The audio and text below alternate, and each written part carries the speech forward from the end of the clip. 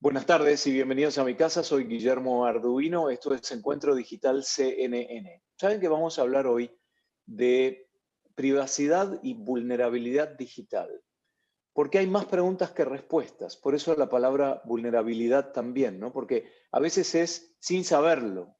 Hay tantas preguntas que tengo para hacer. Por ejemplo, con WhatsApp y lo que pasó, con Facebook, ahora con la nueva aplicación Clubhouse. Ya vamos a hablar de eso. Primero, permítanme presentarles a Dmitry Bestusev, que es director del equipo de investigación y análisis de Kaspersky Lab América Latina y habla perfectísimo español. ¿Qué tal, Dmitry? ¿Cómo estás? Bien, buenas tardes. Muchas gracias, Guillermo. Un placer estar aquí. Al contrario, ¿cuál, ¿cuál sería el porcentaje que dirías como experto en cuanto a la gente que se expone a muchísima vulnerabilidad digital sin saberlo? Yo diría que estamos cerca de 100, porque la gente piensa que la privacidad es más o menos cuando alguien no puede ver nuestra pantalla.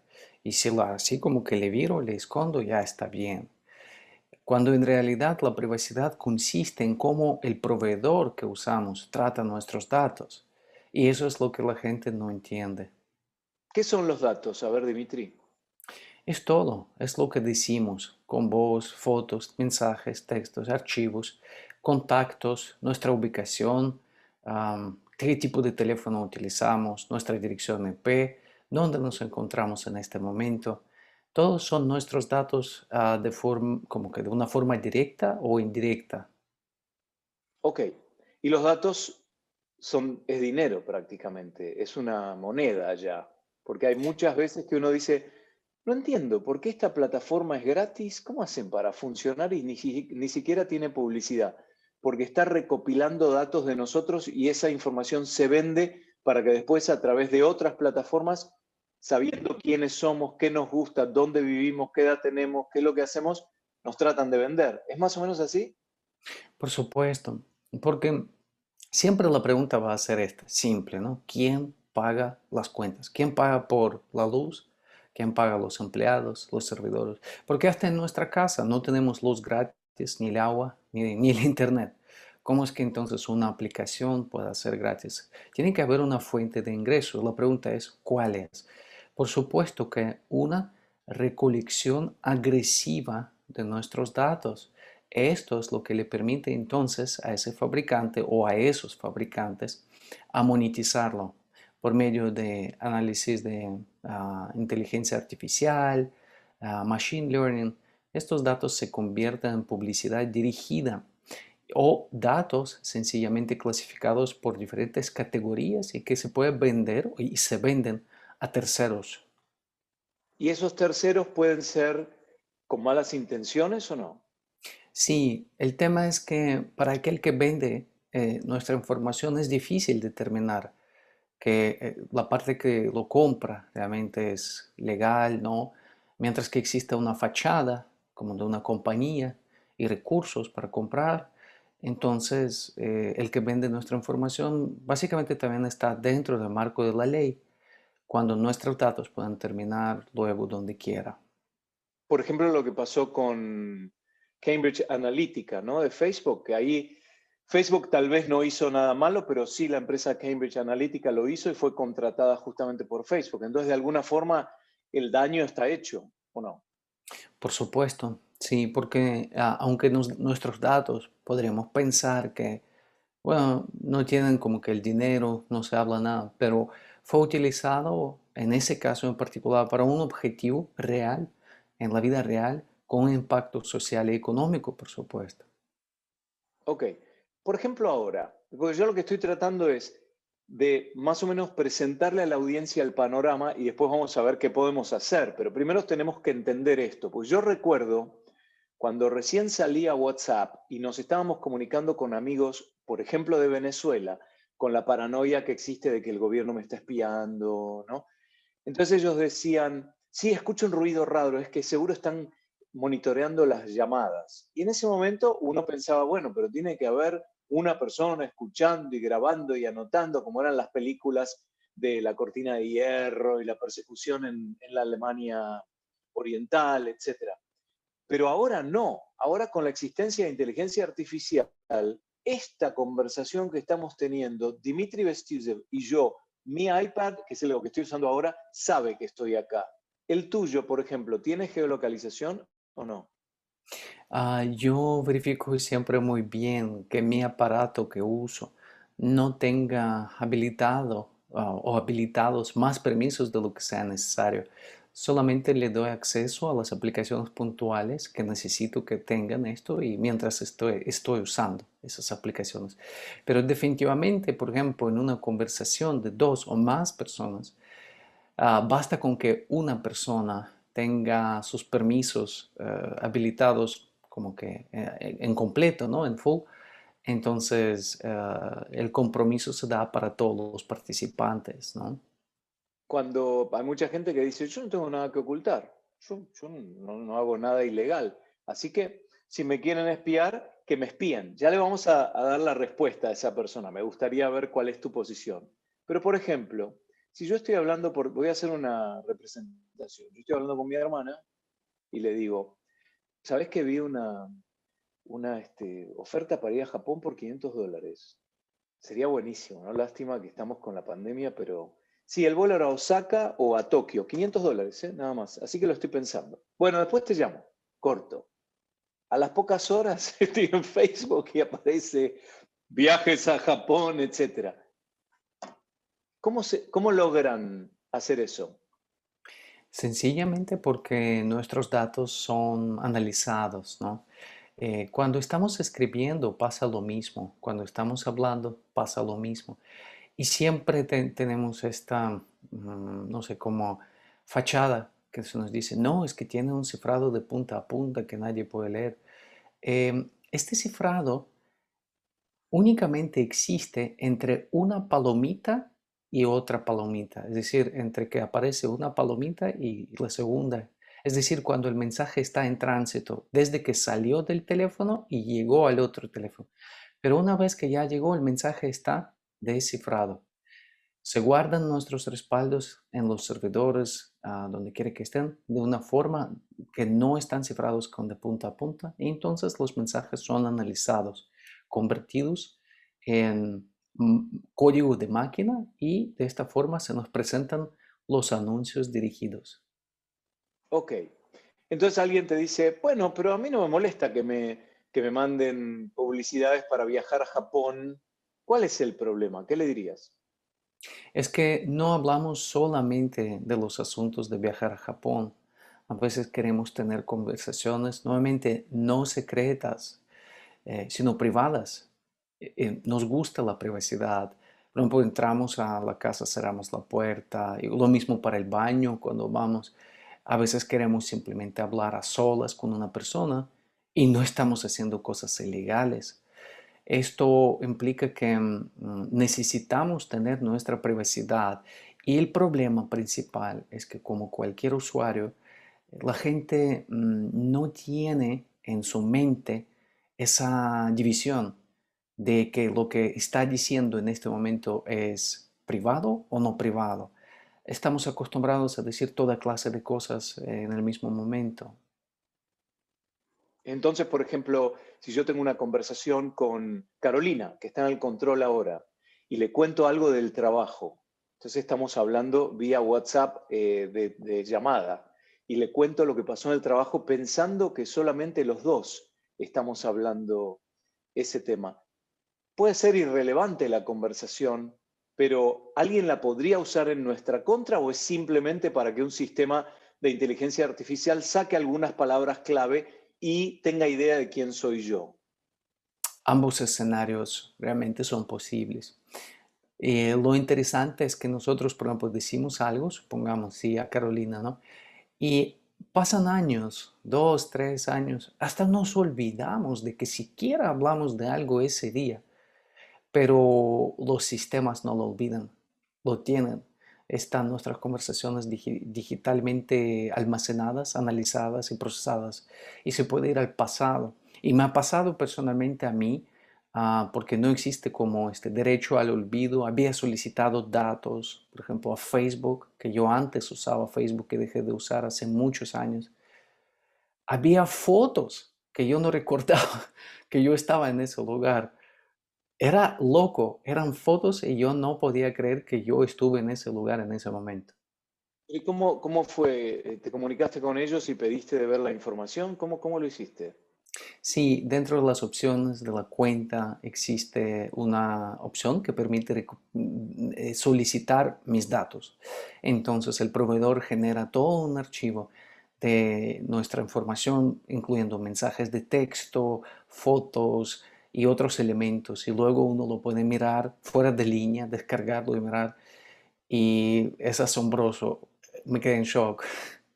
Lo que se me ocurre, Dimitri, es que, por ejemplo, si yo me llego a ganar la lotería y me gano 1.000 millones de dólares y me convierto en una persona globalmente famosa, tal vez ahí la misma empresa va a buscarme y va y yo ya le había dado tal vez el permiso para que usara mis fotos y no solo va a tener mis fotos, va a tener mis grabaciones, cuestiones íntimas, un montón de cosas que pude haber hecho en la plataforma desde principios, desde mediados de a ver, ¿en qué año fue que empecé a usar Facebook? En 2005 tal vez, 2004, 2005. Y tal vez tiene con mi conciencia y mi inocencia de esa época, tiene algunos datos que me comprometerían hoy o me daría vergüenza que la gente lo supiera. Y si yo me convierto en famoso, me pueden perjudicar, ¿no? Sí, definitivamente. Es un escenario 100% posible. Ok. Otra cosa, el otro día vi un posteo en Facebook que decía que si uno va a los settings, a los ajustes, puede quitarle el permiso para que terceras empresas que están afiliadas con Facebook, pero que no son Facebook, puedan tener acceso a mis datos. Yo dije, ¿será verdad esto o será un posteo que está tratando de generar views? Y seguí todos los pasos y era cierto. Y yo fui, no sé si exactamente sabes a lo que me estoy refiriendo. Sí, Y yo fui a Ujú. ese lugar y puse que no le daba permiso a empresas en tercera relación con Facebook para que tuvieran acceso, empresas comerciales, a mis datos. Me quedé helado. Sí, por defecto la gente no lo conoce. Además, ¿qué es lo que está pasando? Con el tiempo estas políticas pueden cambiar. Y entonces ya no se podrá hacer como un opt-out, ¿no? Como que no, tienes que ser opt-in, punto. Y si No no, puede ser. claro, no hay problema, puedes dejar de usar nuestra red, ¿no? Pero si uno lo ha convertido, para algunos es un medio de trabajo, incluso ganancia, no es solamente comunicarse con alguien. Entonces llegamos a ver que uno está altamente dependiente de estas No. herramientas y por otro lado, los datos que se recolectan de nosotros, al final, aunque digamos y no queramos reconocer que no son datos importantes, pero sí son datos que pueden ser utilizados para influir en nuestras decisiones que vamos a tomar en la vida real, no en la vida digital. Y en el caso de Dimitri, por ejemplo, con WhatsApp, yo recuerdo hace un tiempo que pasó que mucha gente migró de WhatsApp hace semanas a Signal. Y yo ya la tenía Signal, porque me la había recomendado Dimitri hace años. Yo ya tenía Signal. Entonces, ¿a qué se debió esa migración de WhatsApp a Signal? ¿Y qué es lo que la gente debería saber hoy con respecto a su uso de WhatsApp? Sí, fue como una bomba. Básicamente, WhatsApp decidió cambiar sus políticas de privacidad. Siempre ha recolectado datos, pero Apple ha introducido estas como afiches de privacidad y ahora cada aplicación, no importa si es de mensajería, un juego, una calculadora, tiene que tener un afiche de privacidad en la tienda de las aplicaciones de Apple. Y ahí de una forma fácil, como para un bebé, se explica qué es lo que la aplicación utiliza de nuestros datos para cuando vamos a instalarla. Entonces, WhatsApp quedó expuesto. O sea, realmente quedó demostrado de que están quedándose con mucha información. Les tocó entonces nada más que cambiar su política de privacidad, anunciarla y decir que todos tienen que aceptarla. Esto molestó mucho a la gente porque claramente ahora se indicaba que eran como que las reglas del juego han cambiado y la gente comenzó a buscar alternativas. Entre esos estuvo el Signal. Hubo un éxodo masivo y que Ujú. no se ha detenido. Todos los días aparecen nuevos usuarios en los messengers alternativos, mientras que el WhatsApp ha sido golpeado duramente, no por la parte tecnológica que le faltara algo, sino por parte de la política de la privacidad que maneja actualmente. Y WhatsApp es propiedad de Facebook. Sí, Y por Facebook supuesto. tuvo esa historia previa con el Senado en Estados Unidos, donde tuvo que hacer muchas aclaraciones, y es la misma empresa, hay un patrón ahí, ¿no? Entonces, ¿por qué Signal? Signal es una plataforma versátil, fácil de usar, parecida en su interfaz al WhatsApp, pero con una diferencia abismal y fundamental. Es que las conversaciones de verdad son cifradas de punta a punta. No se puede respaldarlo así como lo hace WhatsApp y luego vienen todos los mensajes viejos a un nuevo teléfono. Y también la privacidad. Este es el punto principal, que Signal no recolecta ninguna información de carácter personal de sus usuarios. No los usa. Y no porque no quiero o porque tiene así como que las normas morales altas, sino que su diseño, su arquitectura está hecha de tal forma que no lo hace, tecnológicamente hablando. Y tiene, sí, yo lo uso con algunas personas, pero qué interesante, ¿no? Porque nosotros a nivel profesional utilizamos WhatsApp también. Y nosotros en nuestro vínculo con una empresa como CNN, que pertenece a Warner Media, tenemos mucho cuidado con el tema de los secretos profesionales. Y al estar comunicándonos vía WhatsApp, uno no se plantea este tipo de, entre comillas, riesgos, aún a nivel profesional. Vamos a tener que mantener una conversación. Ahora, ¿hay alguna forma de protegernos? Por ejemplo, este es mi teléfono de mi trabajo, ¿no? Sí, Eh, Carolina vía WhatsApp me está mandando mensajes, por ejemplo, ahora. Son de trabajo. sí. Este es mi trabajo, mi teléfono profesional. ¿Hay alguna forma para que el empleador mío proteja la información que pasa por este teléfono o no? Bueno, cuando usamos las aplicaciones de terceros, ¿no? Entonces nuestras posibilidades de protección se reducen. Porque claro, se puede aplicar mecanismos de seguridad, de privacidad para el teléfono como tal, el sistema operativo. Pero cada vez que hay una aplicación más que ya no pertenece al productor del teléfono, entonces nuestra privacidad y cómo se maneja cambia drásticamente. Ok, entonces vamos ahora a la parte más importante. ¿Qué medidas la gente no toma y debería tomar? Vamos a pensar en cinco o seis muy importantes. Por ejemplo, la primera que yo veo en mi trabajo con esta computadora que tengo acá, que es del trabajo, es un antivirus. Eso es fundamental. Y una red privada de comunicación, VPN, ¿no? Una red virtual privada. ¿Cómo Sí, no? ¿Cómo me respondería Kaspersky con respecto a, miren, señores, ustedes se tienen que proteger así? sí, esos son como el abecedario, ¿no? A, sí, un sistema de anti-malware muy bueno. B, VPN en un teléfono siempre tenemos que tener. Este VPN, me gustaría decirlo, tendría que tener también ya elementos de bloqueo de diferentes scripts de rastreo y publicidad.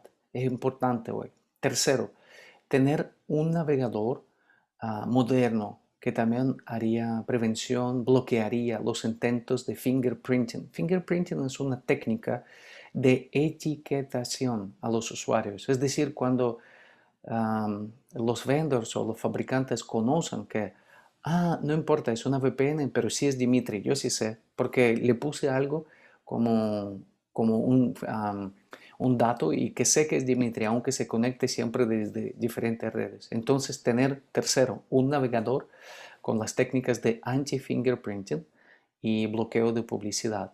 Cuarto, es importante revisar en la configuración de nuestro sistema operativo del teléfono que nuestros datos, aún de carácter analítico, no sean recopilados y peor compartidos, porque tanto los teléfonos de Apple como los teléfonos de Google lo hacen. En realidad recopilan nuestra información por defecto, incluyendo algo que se llama lugares significativos, es decir, dónde vivimos, dónde vamos, cuánto tiempo pasamos. Esto hay que Yo ahora deshabilitar. estoy acá y me fijo en privacy, privacidad, en ajustes, privacidad, Sí, dice location services, geolocalización sí, on. Tengo on. sí, exacto. Y ¿Qué bueno, más? Tracking dice acá también. si lo miramos en un dispositivo, sí, settings, ¿no? Sí, Luego vamos al privacy sí. y luego vamos abajo a la parte que dice Analytics and Improvements. Ajá, ahí está. Analítica, Analytics and Improvements. Share iPhone Analytics, tengo yo, lo tengo check. sí, habilitado, ¿no? Entonces, ¿Qué va a hacer? esto ¿No? quiere decir, pues es una decisión personal, pero cuando decimos share, lo estamos compartiendo, literal. ¿Cómo ¿Qué escribimos? ¿Qué pasa? Yo lo escribimos? ¿Qué pongo que tal? no. Entonces pongo que no y ¿en qué me perjudica ahora en cuanto a la operación del sistema? No, el sistema funcionará igual que antes. Ah, bueno, Lo ya está. único que uno deja de hacer es como que alimentar con nuestros datos al proveedor, ¿no? Ahí está. Entonces vamos de Ahora, nuevo. Vamos a ajustes, privacidad y después datos analíticos y mejoras, o en inglés, analytics and improvements. Y si estamos compartiendo, tenemos que decir no, dejar de compartir. Recuerden, ¿eh? Ok. exacto. Ahora, si regresamos también a privacy, hay algo más que se llama advertising, ¿verdad? Lo vi. Sí. Ahí también, el tema es que también cada uno tiene su, como una etiqueta, como si fuera una placa, una chapa o un número del carro. Entonces eso también hay que resetear, decirles que no, yo no quiero ser etiquetado, yo quiero ser un usuario genérico. No A quiero ver, que, Dimitri, ¿qué tengo? ¿Lo tengo encendido o no? seguramente por defecto sí lo tienes encendido. Lo tengo encendido, ¿verdad? Ahí está el verde, lo Sí, tengo que apagar entonces. Entonces, sí. avisos personalizados. Ok. Ujú. Y una más, si volvemos a Settings Privacy y luego vamos Sí, a Location Services, sí, arriba. ok, Ujú. ajá, y vamos hasta el final, abajo, y ahí encontramos System Sí. Services, ¿verdad? Están en verde. Sí, ¿verdad? Y hay una cosa muy importante ahí que se llama Significant Locations. Si Sí, entramos está allá, off. ok, excelente. Esta es muy buena. Y también ahí más abajo dice Hyper Analytics, Popular Near Me, Routing Sí, and Traffic. sí.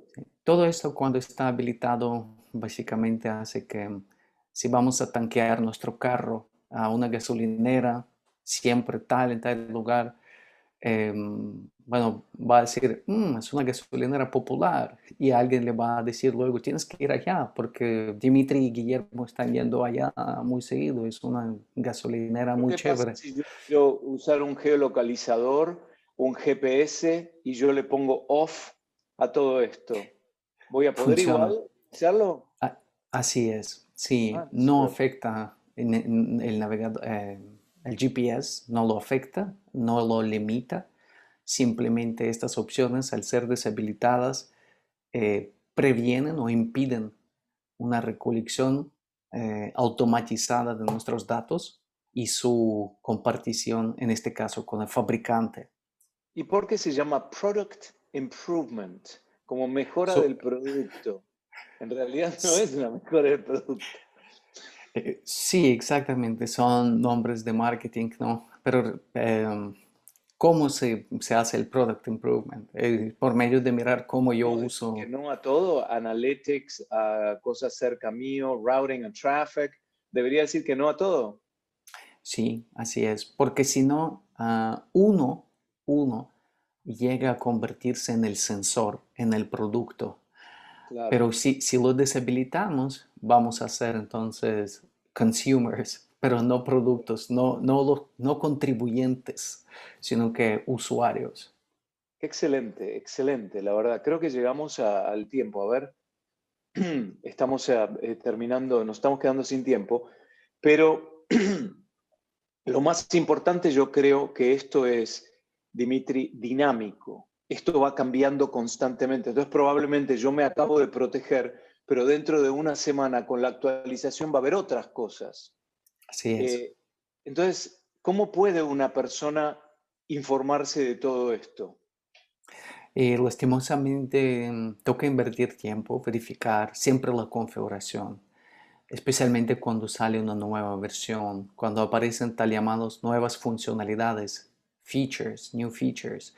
Entonces hay que ir a las opciones y hay que verificar qué ha aparecido.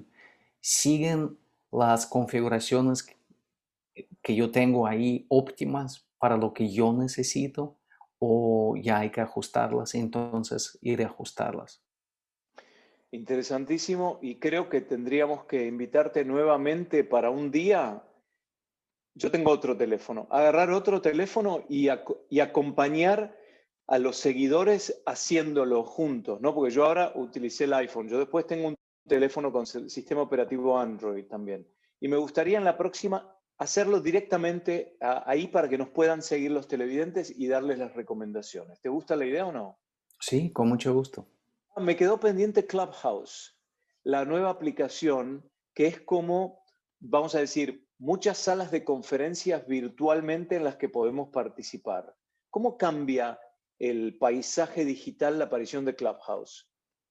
Pues tenemos más conectividad, ¿no? Conversaciones con la gente. Es algo que todos necesitan en este momento, especialmente en la pandemia. Y sin embargo, sí, queremos entender que toda plataforma, la que exista, nueva o no tanto, va a tener implicaciones en nuestra privacidad.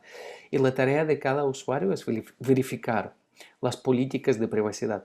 Si es que vamos a verificar la privacidad y parece como si fuera un contrato de compra-venta de un inmueble largo y al estilo de un abogado, ya es una mala señal. Ya quiere decir que comenzó ahí la privacidad compleja. Porque una buena política de privacidad es cuando tú la lees y No son tres entiendo. oraciones, tres puntos, y no tengo nada de esto ni eso, nada, y solo tengo esto de ti. Entonces ahí estamos bien. Excelente. Yo uso Clubhouse, ¿eh? Me parece que va a crecer muchísimo. ¿Hay algo que no te guste de la cuestión de privacidad de Clubhouse? No he revisado hacia detalle, tendría que todavía hacerlo y pues Ok, excelente. Te vamos a invitar pronto, Dimitri, porque nos parece muy, muy importante que nos sacudas de esta forma para que seamos dueños de los datos que manejamos, que son tan valiosos para aquellos que los recolectan constantemente sin que nos demos cuenta. Dimitri Bestrissev gracias. es del equipo de investigación y análisis de Kaspersky Lab América Latina. Hoy hablamos de privacidad y vulnerabilidad digital, el cambio de WhatsApp, ajustes en los teléfonos para protegernos y la nueva aplicación Clubhouse. Dimitri, gracias. Muchas gracias, Guillermo. Un placer. Igualmente, yo creo que a ustedes les habrá servido muchísimo esta conversación. Les avisamos cuando lo tengamos nuevamente a Dimitri. Soy Guillermo Arduino desde mi casa. Esto es Encuentro Digital CNN. Hasta la próxima.